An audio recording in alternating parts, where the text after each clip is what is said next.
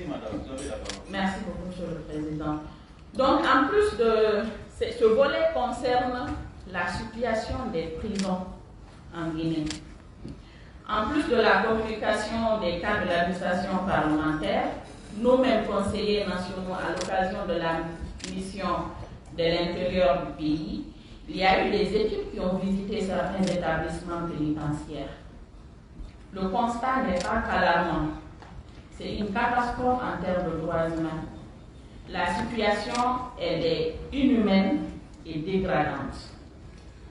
Monsieur le Président, en attendant le débat sur la justice et les droits humains qu'on aura avec le ministre, certainement en début d'année, il est important à l'occasion de cette session budgétaire de poser le débat sur cette question.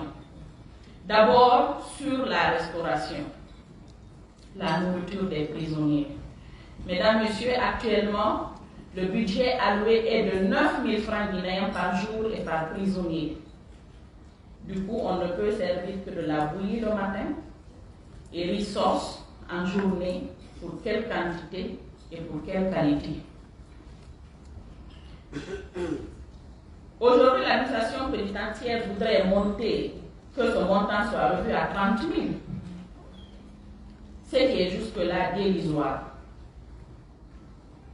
Sur le volet accès à l'eau, qui est également un droit humain, il y a des prisons en Guinée qui ne disposent que de 2 fuites, moins de 1000 litres d'eau pour une population carcérale. Et cette eau sert pour les besoins alimentaires et hygiéniques des prisonniers. Il y a de ces prisons où c'est des bassins qui sont creusés et alimentés par l'eau de pluie en saison pluvieuse ou au marigot en saison sèche.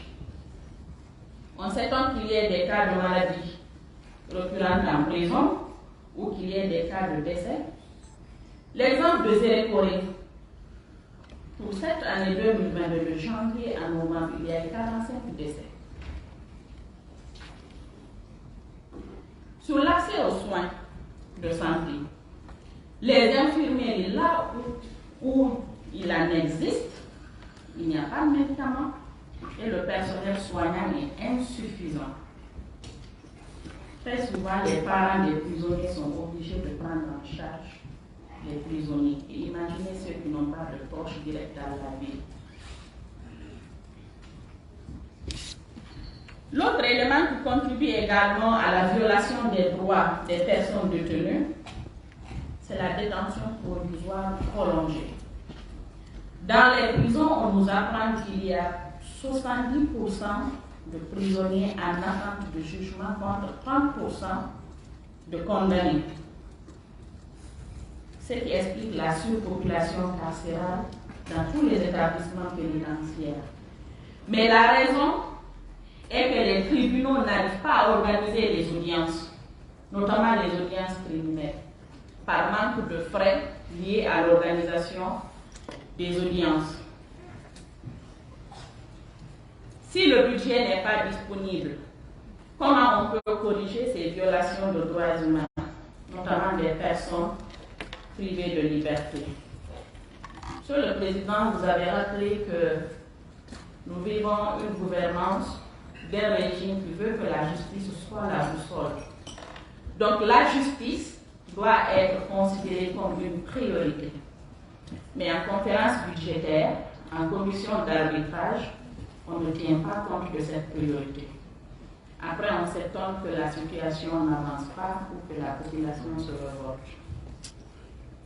Nous aurions aimé que le ministre du budget soit là, mais on espère qu'il aura les échos de cette plénière. Avant l'intercommission sur le volet dépenses, nous souhaiterions attirer l'attention de la commission plan affaires financières et contrôle budgétaire que notre commission a trouvé une ligne budgétaire qu'il faille supprimer du budget. C'est celle dénommée pré-imprimé, qui sert au ministère de recourir à des prestataires pour imprimer des enquêtes ou autres documents de routine. Chers conseillers, cette ligne quand on a fait la sommation de l'ensemble des ministères, c'est 55 milliards 171 millions 486 000 pour 2023. Ce montant peut largement suffire pour installer une imprimerie moderne à Conakry où tous les départements ministériels peuvent procéder à leurs impressions. Et le reste de l'argent, nous aurions souhaité que cela soit accordé aux établissements pénitentiaires. On en discutera à l'occasion de l'intercommission pour voir la faisabilité. Monsieur le ministre, Monsieur le Président, j'allais dire, notre commission s'arrête là et la commission loi poursuivra sur le reste des travaux que nous avons eu à faire. Je vous remercie.